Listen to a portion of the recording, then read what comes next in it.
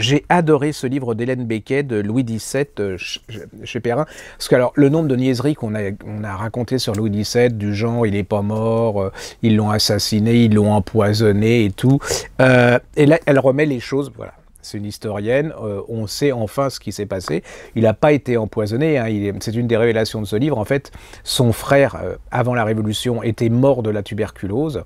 Et ce gosse est mort en prison de la tuberculose. Alors, il y a de grandes chances qu'il serait mort, hein, n'importe comment. Le fait qu'il ait été plus ou moins maltraité, enfin, dont ses conditions de vie n'étaient pas exceptionnelles, a fait accélérer sa mort en tant que avec cette tuberculose.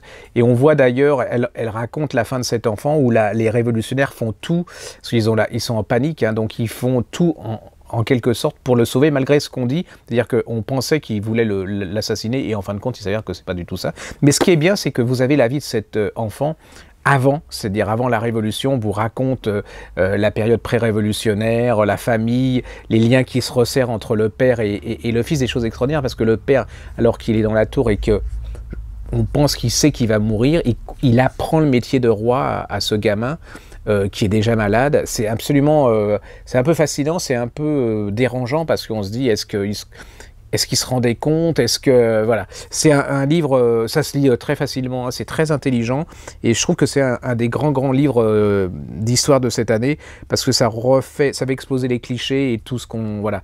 Ça s'appelle Louis XVII de Hélène Becquet et c'est chez Perrin.